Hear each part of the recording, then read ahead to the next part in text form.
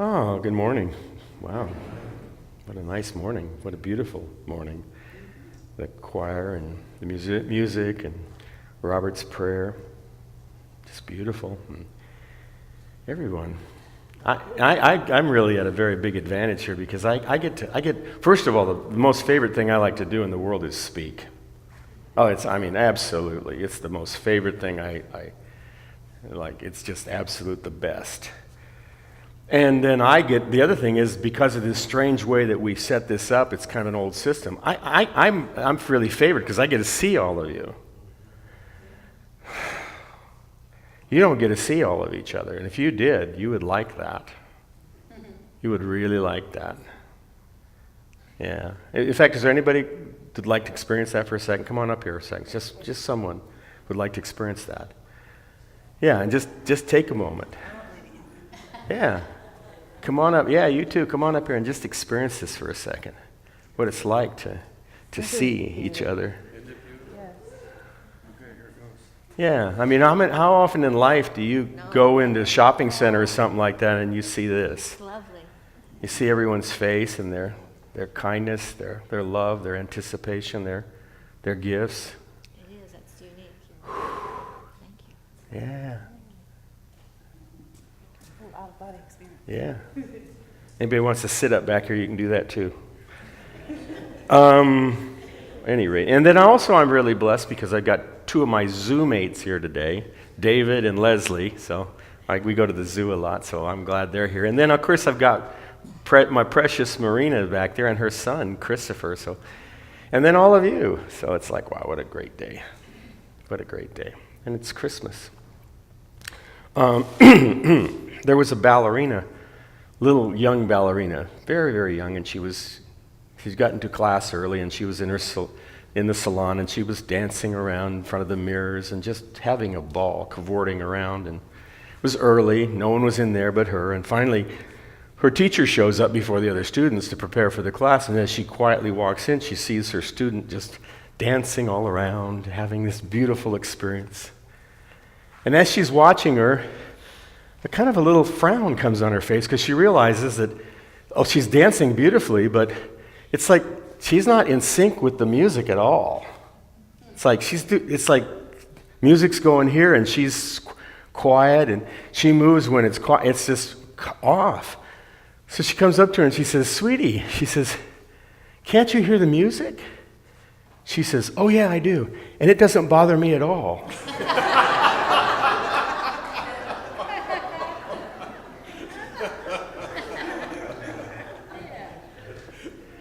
That's thinking outside the box. That's how it works. And I wanted to share something. Something came to me yesterday. I'm writing more talks lately, or actually they're coming through me, and I come prepared here more, which I find kind of interesting because for quite a while I was just free form, and then it's kind of almost like Spirit's going, "Yeah, I trust you now. You can have your own ideas and." You're naked enough right now. I trust that when you're up here, you can move and you can adapt. And I go, okay, great. And part of this came from, we were at the zoo last week with David, and he'd asked me a question that hardly anybody ever asks me. Because, it was like he asked, well, first of all, the first question was, what you been up to? Well, everybody asked that question. And I said, well, I've been doing all this inner work lately. It's just been like, I just was doing some real special inner work this week. And he said, oh, how do you do that? And I said, there was something I'd said before that, and I said, you mean that? And he says, no, how do you do that inner work? What, do you have tools and stuff that you do work with? And I went, wow, somebody asked me that question.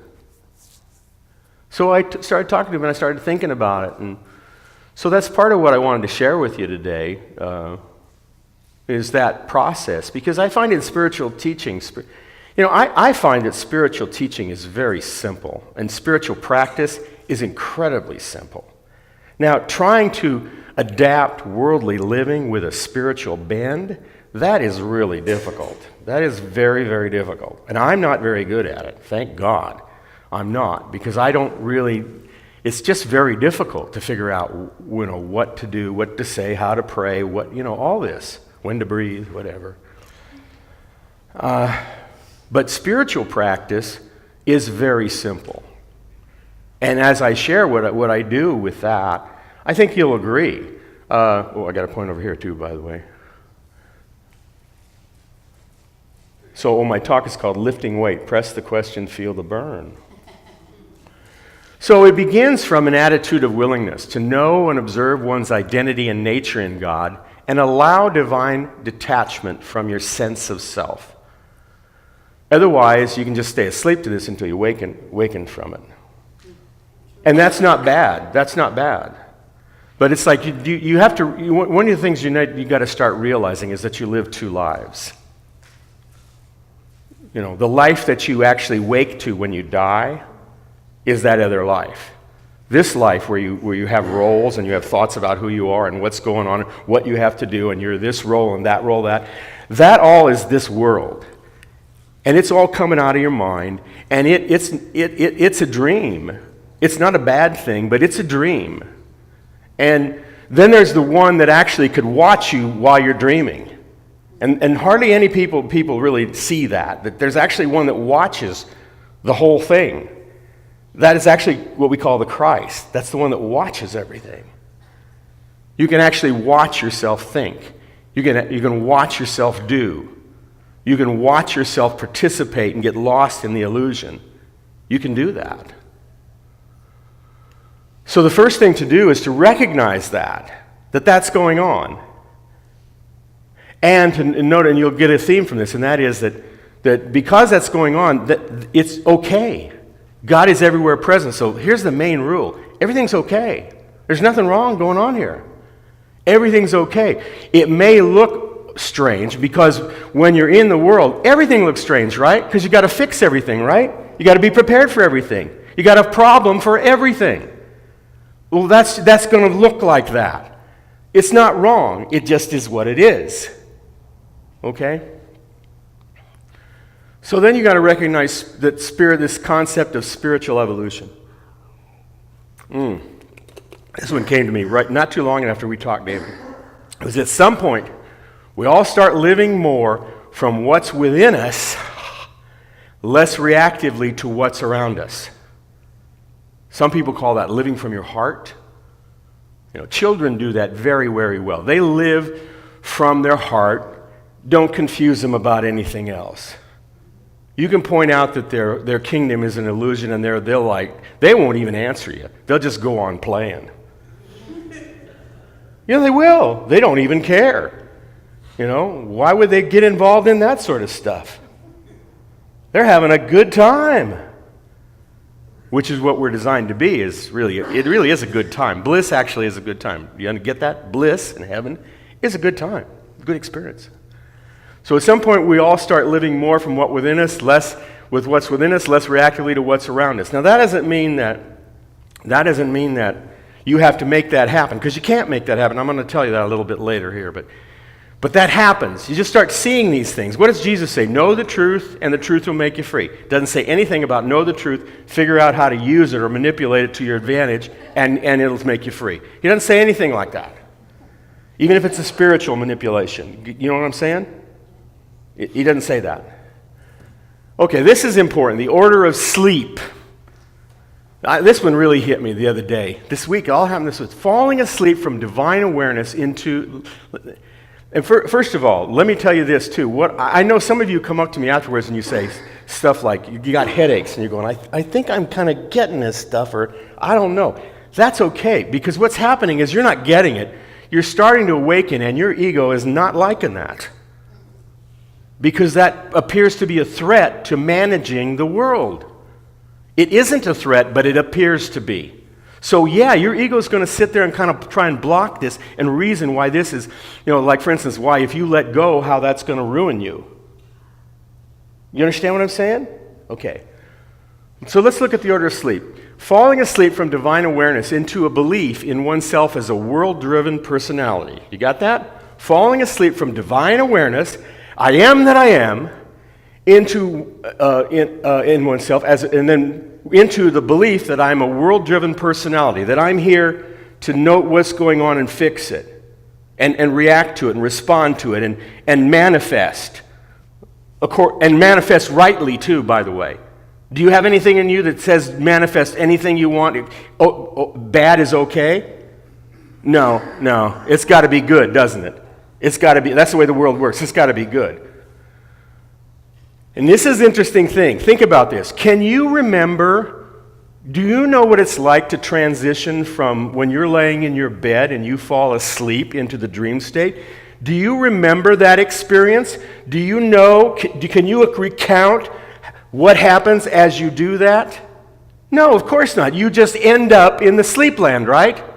You're in one place and you end up in sleepland. Well, that's our situation here. We just fell asleep. We don't know how we fell asleep, but we're here. The good news is we were supposed to fall asleep. That's the good news.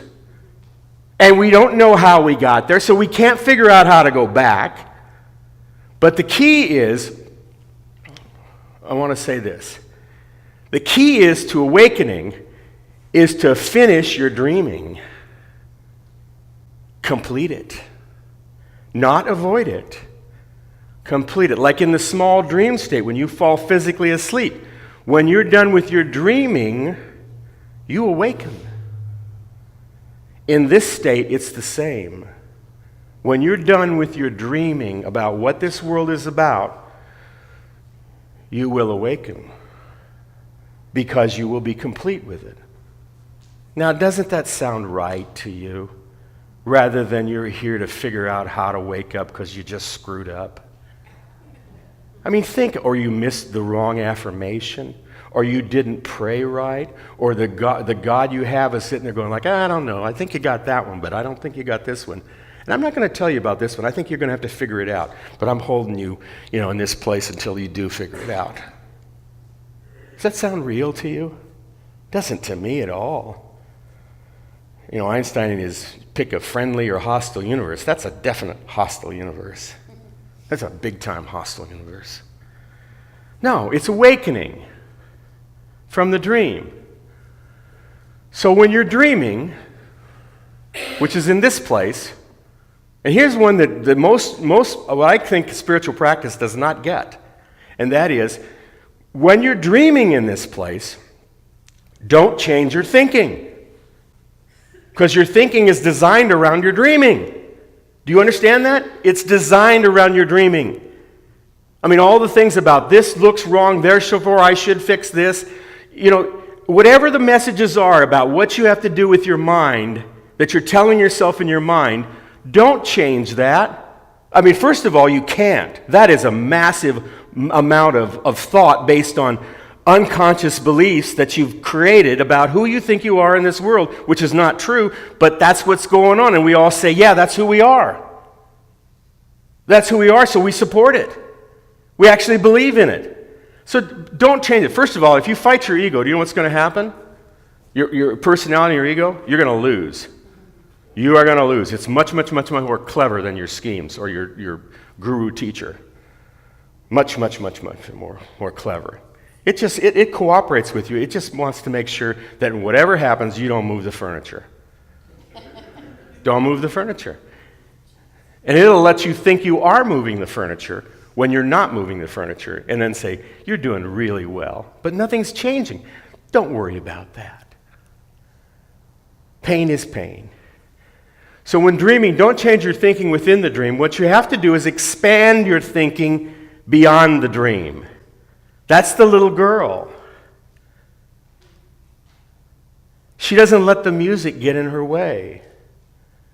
Oh, but she has to dance to the music. No, she doesn't. And she doesn't.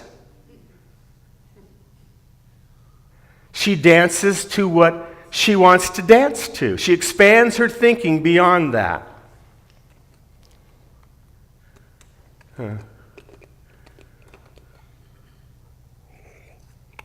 Another point, back to what David asked me what I do, is understand like the body, no pain, no gain. It's like that. Because instead of breaking down muscles You're breaking down beliefs. That's what happens. You break down muscles so that muscles can strengthen and build anew. You break down beliefs so things can strengthen. Ideas and belief systems within you can strengthen and renew. And it's painful at times. It really is. Just like physical pain, only it's more emotional pain. Although some people have physical pain from doing this work. They do. But it's a good form of pain. It's not really bad. It's just different. Do you understand? There's an outside the box right now when something you say, it's bad. No, it's not bad. It's just different. You know, in the world that you think where you shouldn't have this kind of pain, you should have everything in order, you could say, well, that shouldn't happen, that shouldn't happen. Outside that, it's going, yeah, I know the pain's there, but it doesn't bother me. It doesn't bother me. I'm doing what I want to do. Breathe. It'll help you stay clear, calm, focused. Breathing is really important. Just helps you calm down and, see things a little clearer. Just a little clearer. How are we doing? You guys with me on this so far? Okay. If I've lost you totally, it's okay. Do your reps. Do your reps. Do your reps is to question what you believe. In most cases, at first we'll be questioning wrong, bad, inappropriate, and just don't go there, beliefs and ideas. Well, I'll give you an example. Do you know there was a man who passed on in 1988. He was a Nobel Prize winner in physics, considered a genius. His name was Richard Feynman. Considered a genius. Do you know what his IQ was? 122. The top IQ in the nation, in the country, or the world, actually the world right now, is a mathematician in UCLA who they've tested him at around 225 to 230. They figure Einstein was 160 to 190. Remember Marilyn Savant? She was like the 80s thing, and she answered questions. She was like the highest IQ in the country or the world, I don't know. She was 190. The great Garry Kasparov, chess player, was 194. Richard Feynman's 122, and he's a genius. He's a genius. But he's explained that genius is not about IQ. Genius is about how you think. How you think. Not what you think, but how, or not even the capacity so much to think, but how you think. He gave an example, maybe I've shared this before, and that was like, if you had the task of finding a needle in a haystack, most people would hunt for it, a lot would just give up, okay? Some wouldn't even try, they'd say, that's just too difficult to accomplish that task. Some would go through very willfully, and they would find that needle, and they'd say, I found it, I found it, I found it. Do you know what a genius would do? They would look at that question, they'd say, find a needle in the haystack. They'd look at the haystack, and they'd say, I wonder how many needles are in there, and what else is in there? Who asks a question like that?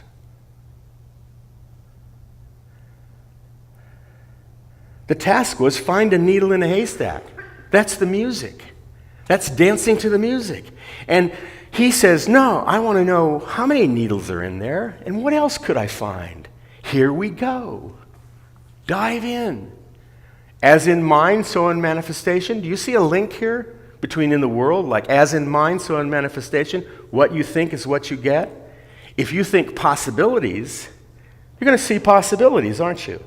If you think narrow, you're going to find narrow. One. You're going to find one. And part of this experience in this worldly driven personality thing is to start to realize that this world is not what we think it is. That's why we're dreaming. We're dreaming to realize it's more than what we think it is. Much, much, much, much more. You know, all of this I'm saying, no matter what happens, you're going to get this when you die. Because you're not going to have any distractions in the way. Even your body. You're not going to have any distractions. I don't even think you take your reflective mind and your memory history. I don't think you even take that. I think all you take is the present moment of who you are and how you fell asleep and how you're awake. I think that's all that happens. I mean, that's a lot to happen.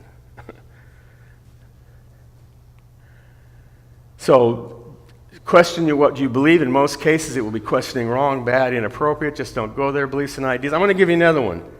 Jesus feeding the 5,000. Think about this one. Jesus feeds the 5,000. Did you ever occur to you that with Jesus' ability to raise the dead, do everything, why there aren't more miracles? You ever thought about that? The guy could do anything. And there's just a certain amount of them in there, isn't there? I would think if he could do that and that was the point, especially when it came to being crucified, oh boy, there would have been a production there. Wouldn't you think?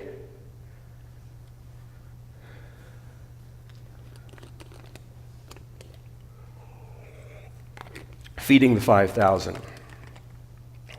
Jesus has been teaching, and his disciples come up to him and they say, hey, I'm going to paraphrase a little bit, and then I'll read the lecture. He says, hey, it's getting late, They're hungry. Why don't you send them away so they can get something to eat? Makes sense, right? Doesn't it? They've been talking and listening to him all day, and they haven't eaten. Send them away that they may go into the surrounding country and villages and buy themselves bread, for they have nothing to eat. But he answered and said to them, you give them something to eat. He said, you give them something to eat. There's like 5,000 people. You give them something to eat. Are you getting the idea where this is going? This is looking definitely outside the box. Because he's saying, you give them something to eat. 5,000 people. So they say to him, shall we go and buy 200 denarii worth of bread and give them something to eat? He said to them, he didn't even answer that. He says, how many loaves do you have? Go and see. They come back and they say, well, we got 5 loaves of bread and we got 2 fish. And he has them sit down and he does all this and he feeds them, and when it's done, they gather up 12 baskets full of fragments and they're all fed. All right? Now, most Christians don't get this miracle. I love Eric Butterworth, because Eric Butterworth was the first one who showed me this. He's not the only one, but he's the first one that helped me see this. And that was, this guy could raise the dead, okay? And in most Christianity, what he did is he took the loaves of bread, he took the fish, and went, Shazam! Shazam! Look at that, boys! We got lots of bread now. We got lots of fish, because I got the power. Whoa! I'm so hot. Really, isn't that how Christianity sees it? He was toned down a little bit. Depending on the religion. The Pentecostals would maybe see him that way. The Presbyterians might be going like, well, he had that power, yes. But he was subtle with it. That isn't what Eric Butterworth said. Eric Butterworth said this: they all had pockets. They all wore layers of clothing. They all had food in these pockets. And when he started passing the bread, another miracle happened, and that was people started sharing what was theirs with others. And I'm going to tell you this: Jesus was not about fixing the world or showing miracles of the world. He was about changing minds and hearts. Because that's where things change, in the mind and the heart. And that was that miracle. Do you see that? That's outside the box. It even says there, they said, when they came to Jesus, they said, send him away because they have nothing to eat. We have a problem here because I've seen the problem. And here, let me state to you, I'm very good at problems. I'm very good at analyzing things. And let me tell you what I see. They don't have any bread. They don't have any fish. They're hungry. We got to go get some. So we got to get money to get that and do that. And Jesus goes, well, let's try another way. I don't feel like dancing to the music right now. I just feel like something else. Get what we got. Let's start giving it out and see what happens. He gave it out, and what happened? They all got fed.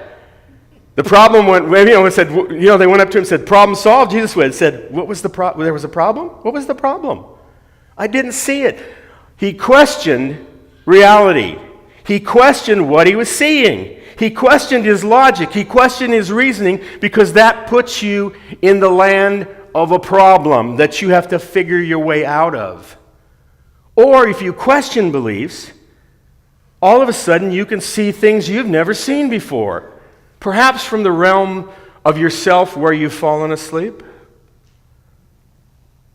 Perhaps that could interface with you.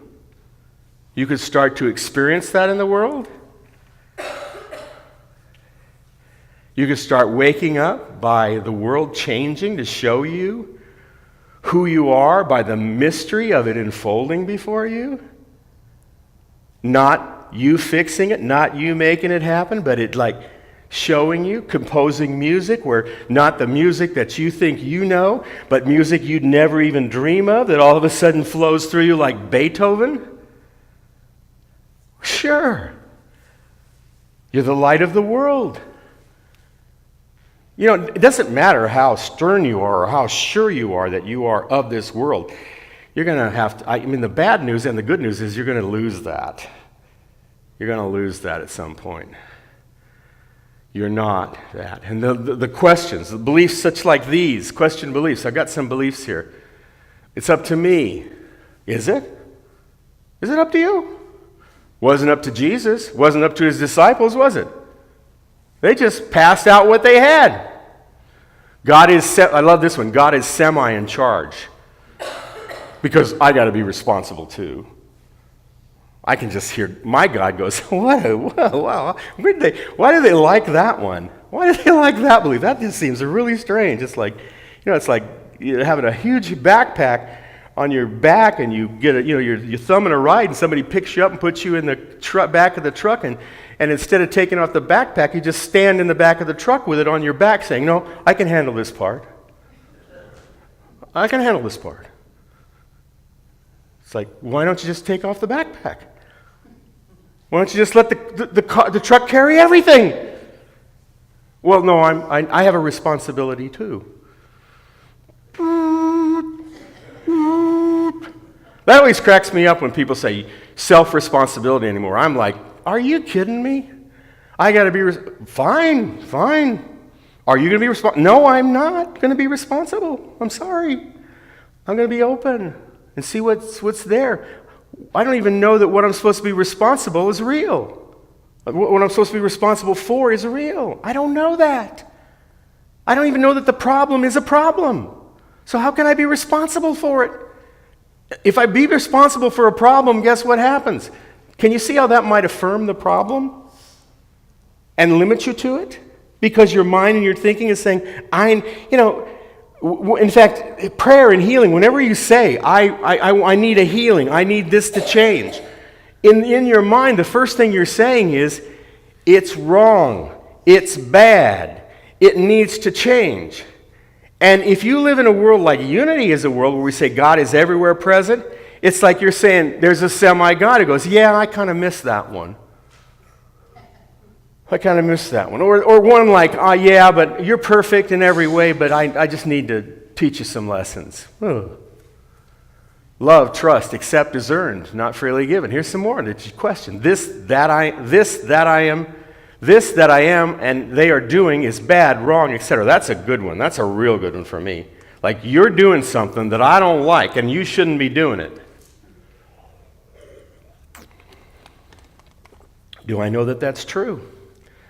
Well, if I know that it's true, it is, and I get to work on living in the hell of it. Fun. Because people don't change because I want them to change, and you're doing what you shouldn't be doing. Therefore, it's affecting my life, but yet you won't change, so the dance goes on. It goes on. And it never quits until you finally accept it and say, I don't know. Sometimes you say, I don't know. I don't know that this is true. I got to question it. I owe others this. This is a mistake. This is a mistake. Do you know that it's a mistake? Or is it just something you don't have an answer for? This shouldn't happen. That's a good one, too. This shouldn't happen. That's the dog barking. The dog's barking across the street. Barf, barf, barf, barf, barf. And you go, that dog shouldn't be barking. The dog just keeps going like, arf, arf, arf, arf, arf, arf, arf, arf. That dog should not be barking. Arf, arf, arf, arf, arf, arf, arf, arf. That dog should not be barking. Arf, arf, arf, arf, arf, arf. Dog, do you know what you're doing? I'm barking. No, you're making me angry. Oh, I don't think so. I think that's you. I'm just barking here. Reality is reality. I guess I got to clean up fish here. I'm getting late here, I think. Oh, remember that God always has your back. If you practice this, God always has your back. Always. Do you realize that? You practice being who you are, you see how God always has your back. In other words, what I'm saying is, you practice this, my experience is, the other shoe never drops. It's threatening at times, but it never drops. I don't mean it doesn't drop all the time. I mean, it never drops. It never drops. Never, ever. And notice, affirm, celebrate natural and orderly surprise, out-of-the-box observations, realizations, experiences, freedom, all that stuff. Notice it, and particularly share it with, I think I might even have that too. Well, I don't. Share it with a friend who's practicing this. Share it. In fact, we need to have groups that practice it together, which is, by the way, why we have a church. Do you understand that? Church is about faith. It's kind of interesting because most churches really aren't about faith anymore. I mean, maybe they're a little bit about faith that God actually exists. But how much is a church about faith in that I can actually live on the promises together? That's really what faith is. Can I live on the promises together? Can we do that? Yeah.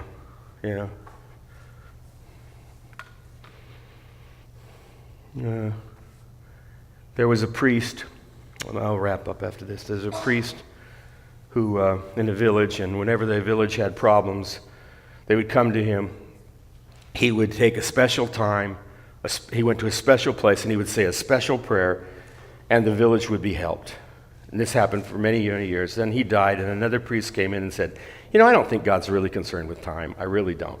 So whenever the village was in trouble, he would go to the special place. He would say the special prayer, and the village would be helped. This went on for years and years and years till he died. The next priest came in and says, God is no respecter of space. It's all, he's everywhere. God is everywhere. So whenever the village was in trouble, they would come to him, and he would just, wherever he was, he would say the special prayer, and the village would be helped. And this went on forever and ever till he died. And then they got another priest who cared more for money than prayer. Really, he just liked money. He didn't really think this prayer stuff was all that hot anyways. He liked the job. So when the village came to him and asked him to help them, he would say to God, these are your people. I want nothing to do with them. Do whatever the hell you want with them. And the village would be helped.